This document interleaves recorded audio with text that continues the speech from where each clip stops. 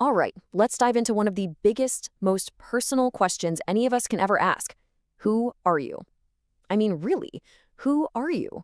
It seems like such a simple question, but the answer? Well, the answer pretty much shapes your entire life. Who am I? We've all asked ourselves this, right? Staring in the mirror, maybe late at night, it's the absolute core of our identity. And while it feels like this huge, mysterious personal quest, psychology actually gives us some incredible tools to start drawing a map to find the answer. So the first tool in our kit is this idea of personality. You can think of it as your own unique psychological signature. It's not about how you feel on one particular Tuesday, but about the consistent, stable patterns in how you think, feel, and act. It's the stuff that makes you recognizably, well, you. Okay, so how do we start mapping this signature? The most popular way is by looking at our traits. Let's use a metaphor here. Think of your personality as a personal blueprint for a house. The traits, then, are the specific dimensions and instructions written all over that blueprint. So, what's a trait? It's basically a stable part of you that makes you tend to behave in certain ways. You know, if you're the person who's consistently the life of the party, or you're always super organized with your work, those aren't just random things. They're expressions of your underlying traits. And this is the most widely accepted map in all of psychology, the Big Five. It's pretty amazing, actually. Researchers found that you can describe the vast majority of human personality using just these 5 core dimensions. Are you super curious and love new ideas? That's openness. The person who never misses a deadline? You're looking at conscientiousness. Do you charge up your batteries by being around people? Classic extroversion. Are you naturally trusting and kind? That's agreeableness. And do you tend to feel anxious or stressed? That's neuroticism. We all land somewhere on the scale for each of these 5. For a long, long time, the Big Five felt like the whole story. But then a funny thing happened. When scientists started doing this research in other languages, we're talking Polish, French, Korean, all over the world, they kept finding that a 6th factor would pop up again and again. There was a piece of the puzzle missing. And that led to this updated map, the HEXACO model. As you can see, it keeps most of the Big Five, but it adds this absolutely crucial 6th dimension, honesty, humility. This is the trait that captures things like sincerity, fairness, and not being greedy. And it turns out this one little factor is a huge predictor of things like ethical behavior. It was a real game changer. So, we've mapped the what of our personality. That's the blueprint. But that's only half the story, isn't it? To really get to the heart of it, we have to ask why. What's the driving force behind it all? What was the architect's vision when they drew up this blueprint?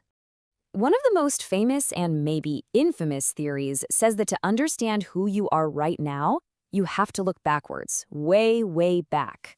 What if the real things driving you are buried deep in your past, totally hidden from view? This, of course, is the world of psychodynamic theory, made famous by Sigmund Freud. He argued that your conscious mind, the part you're aware of, is just the tiny tip of the iceberg. The real power, the massive part of the iceberg underwater, is your unconscious, and it's filled with all these hidden desires, fears, and childhood memories that are steering the ship without you even knowing. According to Freud, your personality is basically the result of a constant, epic tug-of-war going on inside your head. On one side, you have the id, your primal, instinctual side screaming, "I want it and I want it now."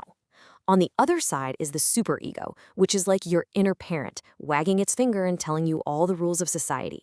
And then there's your poor ego, stuck in the middle, just trying to negotiate a peace treaty between them.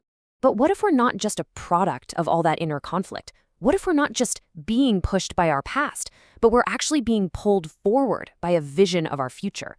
This is a totally different and way more optimistic way of looking at what makes us tick.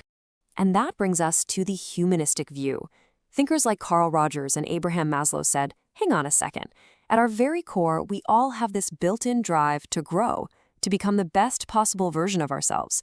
They called this powerful drive self-actualization. The idea here is that we aren't just puppets of our past. We are active creators of our future. Maslow gave us this brilliant map for the journey, his famous hierarchy of needs. The logic is simple, right? You can't really worry about poetry or philosophy if you're starving or don't have a safe place to sleep. Once you get those basic needs met, you start climbing, looking for love, for respect, and ultimately for that peak experience of becoming everything you can be. Your personality is basically a snapshot of where you are on that climb.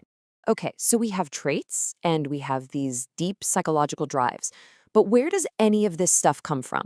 To answer that, we have to go even deeper, right down to the biological building materials that we all start out with. And here we are at the classic debate, nature versus nurture. Are we born this way, or does life make us this way? Well, the modern answer is yes, it's both. Our genes hand us a basic template, but it's our unique life experiences that really shape how that template gets built. But just how much of it is nature?